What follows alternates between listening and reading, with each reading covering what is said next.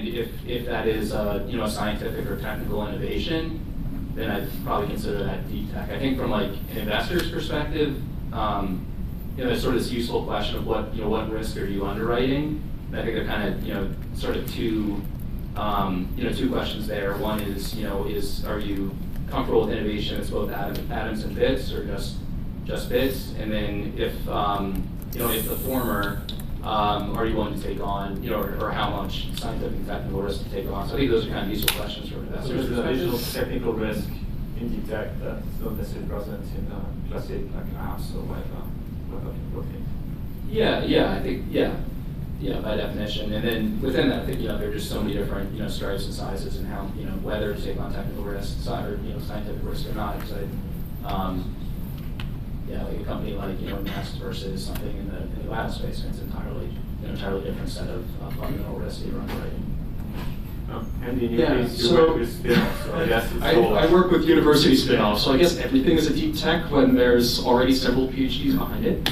But if I had to filter it out a bit, in the life sciences, a lot of them in kind of drug and therapeutic development or diagnostic developments, they have their own sort of bias of kind of figuring out what is this molecule, and it's a deep process. So pharma is its own thing. It's already its own deep process. At least for us, deep tech would kind of fall into the physical and computational sciences of what is the next sort of way. So I like the way of saying, it's at the intersection of fields, basically kind of trying to combine this, and where there's this need of a killer experiment.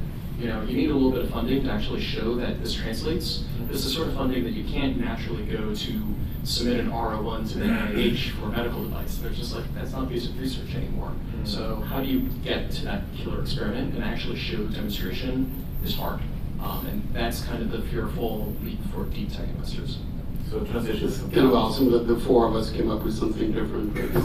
But it's kind of different angles on the topic. I think it's like touching an elephant.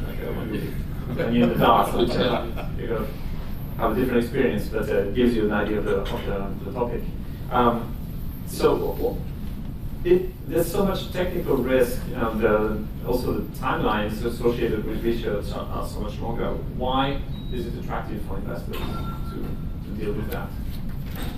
If I may, so I think the one important thing that I think we can agree on about deep tech is for the inventors, for the founders coming to funds, it should be hard-won knowledge.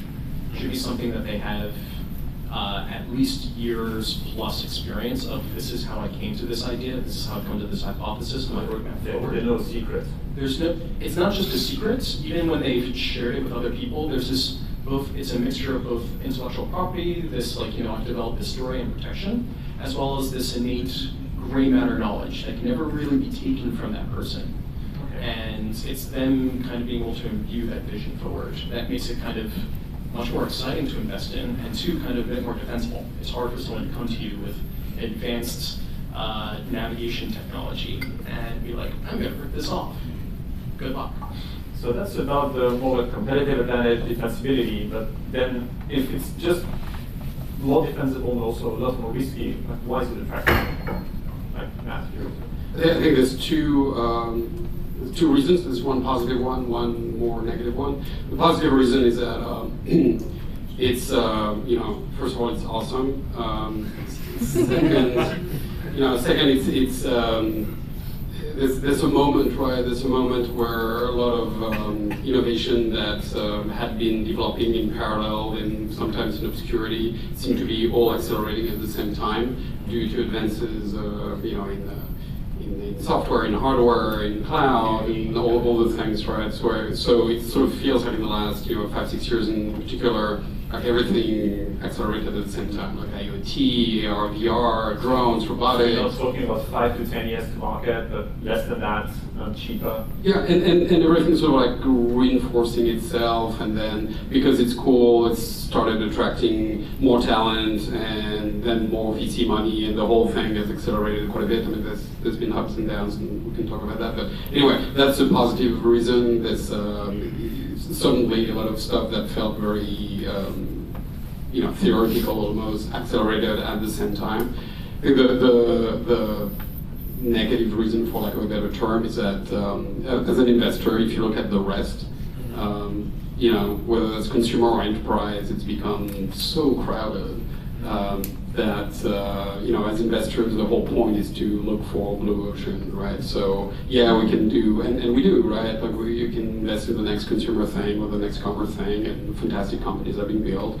Or you can invest in yet another SaaS company, and then there's plenty of great stuff happening in SaaS. But like each time you invest in SaaS, it's like another 18 companies doing exactly the same thing. So you have to hope that you're finding the right one. The deep tech feels open, interesting, harder.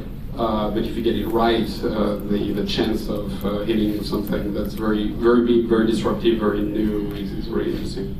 So it's less competitive, more attractive deals. Or on the investment side, also the startups themselves have less competition because it's harder to do. Okay. I think that's initially right. Like if you're any investor in the venture business should only be willing to take more risk if there's an opportunity for more reward. Mm-hmm. Otherwise, you'd be silly to do it. And so there might be more risk, but if you're right, that's the big question. If you're right, you have potentially fewer competitors. More of an opportunity for a moat in your business that makes it difficult for others to catch up. And also, acquisition value can often be a function of scarcity or having a trophy asset as an acquirer. And if you are one of the huge companies on the planet in any variety of industries, and there seems to be one thing that has become a really big deal, and there's one company that's the clear leader, that's the one you're going to want to buy and pay the highest price for. And so, we've seen that happen recently in our own portfolio, and it's a powerful effect, and it can often dramatically accelerate the timeline of an acquisition way ahead of building a real business. And so you have the opportunity, and for SaaS, for example, it's rare to see very early, very large acquisitions. It's usually until after the company's proven it can scale and has reached hundreds of millions of dollars of recurring revenue. In some of these businesses, you can just start to prove a business and get great value for what you've built technologically. We've seen some med tech companies, for example, when they just at the moment they're about to get, so they just got the FDA approval and started to sell to some customers. Then you have like a large company like Medtronic say, okay, come over. And that's true in biotech build too. actual channels. That's true in biotech too. I think biotech, the key differentiator is that biotech is an industry where there's a willingness to take greater scientific risk. Mm-hmm. That's my view, because science is already priced in with just the very clear process of clinical trials, which is a series of experiments to test whether your hypothesis is right or not. And it's an industry where the value is so great for success and the odds are relatively well understood, where the probability of success in those factors are clearly defined, where I think that's very hard to replicate in other areas.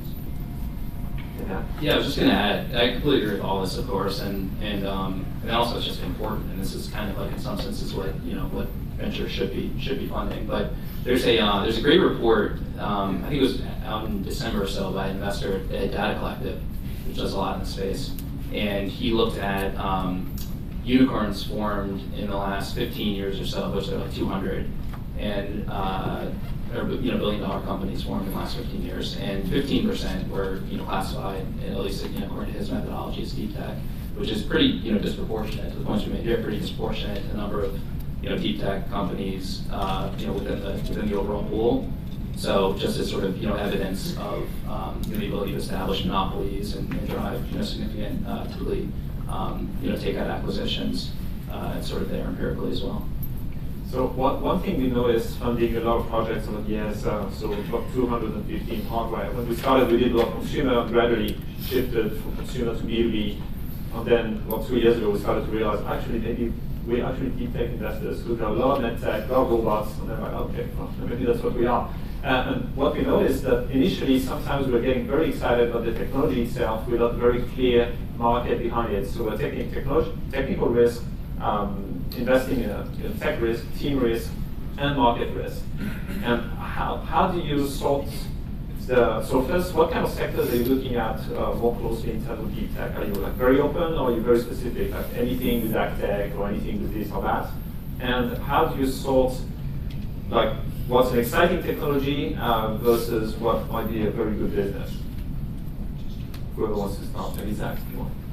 I have an engineering background, and so I tend to get very excited when I see cool technologies. But over the years, I've come to appreciate that it often doesn't matter nearly as much as the market that you're going after. And so I'm now biased towards companies that have a very clear view of at least the market, if not specific customers that they're targeting, before really even thinking too deeply about the technology. I still love learning about cool technology, but oftentimes it's not coupled to a compelling market or business concept. So less flying cars and humanoid robots and more like cleaning robots or the bar is industry robots. The bar is a lot higher, but it also has to be something that is exciting as well. It can't be so niche because that's what the only thing the technology is good for yet. That's not exciting either. It has to be a big market opportunity and a compelling technology. What seems to be kind of interesting with deep tech is that it's not in software very often the acquisition is what happens in most exit acquisitions. Acquisitions happen one software company buying another software company, whereas with deep tech it looks like the buyers could potentially be more industry players. So that kind of opens up kind of a new field. Is it something also you observe as well in terms of exit opportunities for deep tech companies? Yeah, I mean there are large players that play across many industries, and there's many industries where compute hasn't fully touched yet, and it's starting to. I mean, you look at what's happening in grocery right now. Grocery is a near $1 trillion category that all of a sudden has a huge company making several huge companies making big plays there, and there's a giant long tail of businesses that spend a lot of money that don't have any technology. So, there's an opportunity there, and there are buyers there that care that you wouldn't think of as traditional buyers, perhaps. And what's your view on the sectors that are more exciting to you? If there's any specific ones? Yeah, I mean we're investing pretty broadly, and I kind of laid out our 5 categories. I mean we've spent of late more time on the bio side than not, and I think a key thing we look for, which certainly applies there and also applies in materials, in robotics, is a team and a product that really encapsulates something clever on the physical sciences side, as well as strong expertise on the computational side. I think we've in many cases found that something interesting, innovative that's purely in silicon runs up against challenges and defensibility challenges specifically. So we look for platforms that really have those two halves to them, and founding teams that match up with that, and that could be encapsulated in a single founder, could be shared across the founding team, but really looking for both something clever, whether it's wet lab on the biological side, or it could be an interesting approach to synthesizing or activating materials. But something interesting in the physical sciences paired with a really robust way of capturing the data created from that underlying physical innovation. Actually, I'd like to follow up with Matt, because not only you invest in deep tech, but you also, through your events, see a lot of companies. So what kind of trends do you see emerging in terms of what sectors seem to have the most momentum, and what sectors is your firm more interested in? So we're interested in a bunch of different things, but there's a question of the different areas, and there's also a question of timing. So at the risk of being a downer here, I mean the whole sector kind of crashed, right? Can we say that? Well, it kind of did, right? There was everybody was super excited about IoT. That's I don't know what's going on there. It's really on the consumer side. Well, no, but the point is going to get more optimistic in a second. But that's sort of the reality, right? Let's look at robotics. So Jibo crashed, Rethink Robotics crashed. Let's a bunch of different things like that. Drones. Everybody was super excited about drones now. Airware. What was the other thing? There's like a bunch of others. Not really robotics. No, there was one that got 50 million from SPARC and a big. What was it? Carrot AR? There's a few more companies. Anyway, there are like a bunch of like. Yeah, there's Meta also. Yeah, there's like Meta on the like. So basically, like what was exciting and hyped up at media like 3-5 years ago, so like IoT, AR, VR, drones, robotics, particularly humanoid or like companion robots, consumer robots. Yeah. Those have had a hard time. Yeah. So, but like where the point gets more optimistic is that I'm actually excited about all of this, and I think as an investor, that's the hype cycle, the Gartner thing. That moment was certainly one of the peaks of expected inflated expectation. It's actually unclear whether there could be several hype cycles or just one, or one per category. But so right now we certainly somewhere close to the trough of disillusionment. I think it's actually really interesting, and almost a contrarian play to go back into those areas. Some of the more interesting companies have survived.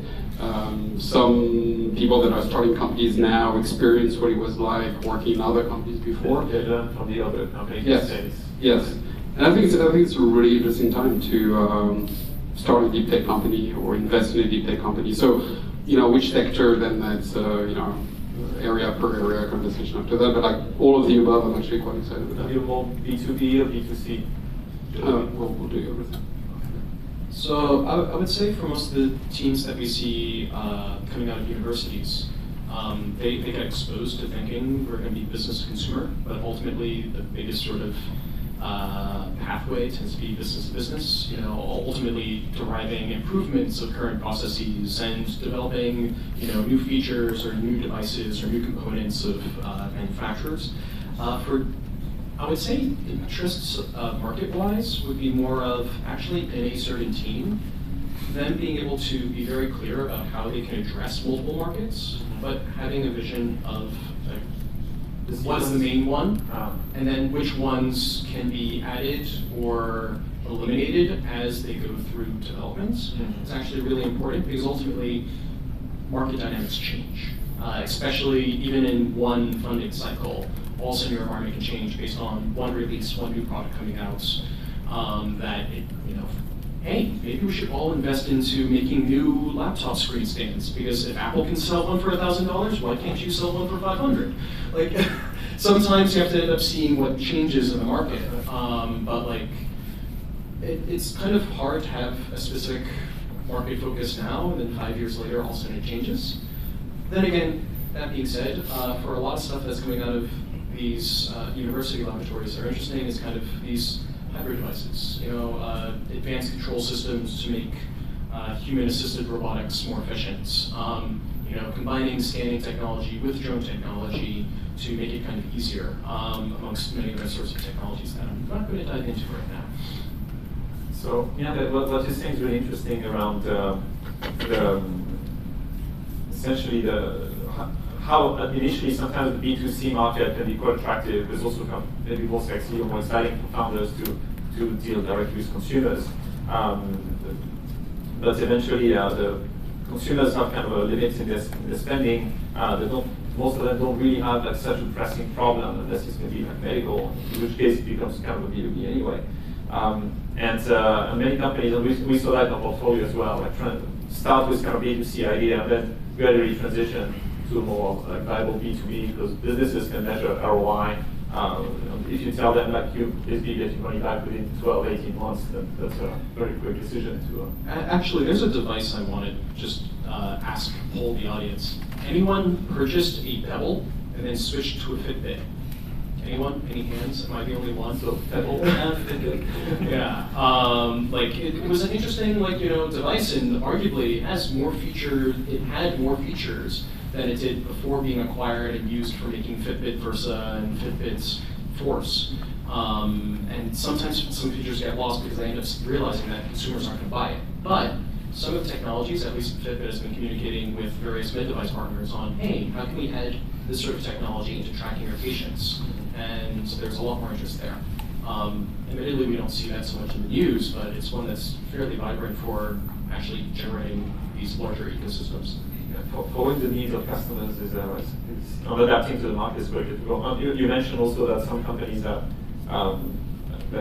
manage to adapt, some might not. For example, probably many of the companion robots became kind of roadkills in the rise of all those voice companion things like Alexa, Google, on the companies like that. So rather than you buy a $1,000 robot, you buy a $50 Alexa, like Echo Dot, and those better things, more useful things possibly.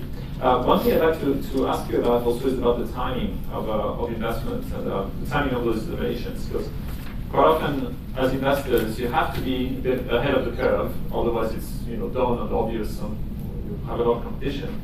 But if you're too ahead of the curve, then sometimes the company you invest in ends up struggling and not cashing in the market. It takes way too long.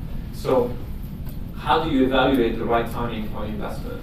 What for you is a sign that it's the right time? It's a tough question.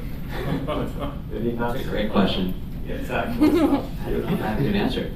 So how do you figure out whether the company might be like 1 or 2 years to commercialization versus 5 years plus doesn't really have the market? I mean, for us, at least taking technology risk and thinking about it in timing of technology risk versus timing of market. In timing of technology, there has to be like real proof of concept. Like we don't want to take science risk. We want to know. So you want to see something that works, that shows that the technology and have a reasonable roadmap and belief that this will work and is like technically practical. It's like often investors don't ask a simple question like, does it work? And that's something we care a lot about. How do you validate that actually? Because I assume that even if you have PhD or masters in your team, you don't have PhDs of everything. No, but so you have a lot of people who have seen a lot and are good at asking the right questions and then getting to the right people who can answer those questions. So you don't always have certainty, but you can talk to enough smart people to have an informed opinion very quickly. Mm-hmm. And then, on the market side, it's very tricky. Part of it has to do with total macro, like public market stuff, and what's happening there, and whether you see catalysts that are creating different purchasing or fear behavior from the likes of possible acquirers. And part of it's on, I think, more like directly the customer side, where is there some change or some opportunity that's creating an urgency to buy, or a possible urgency to buy. Like some kind of market shift, maybe? Yeah, and you cannot do those things, because if you could, we would all be fantastically wealthy, and it would be easy, but it's not. But you can look for those signals to help make a decision, or at least imagine what those signals could be, or what would change that would make them applicable to that particular company. Yeah, I think it's there's an element of maybe like sector specificity. So in the case of maybe pharma or automotive, it's a bit more sort of formulaic, and you can kind of see, you can sort of look out and see what's coming, or where resources are being devoted amongst incumbents, and then you ensure that what you're funding matches up with their needs, because you're probably not going to build a competing company. You're going to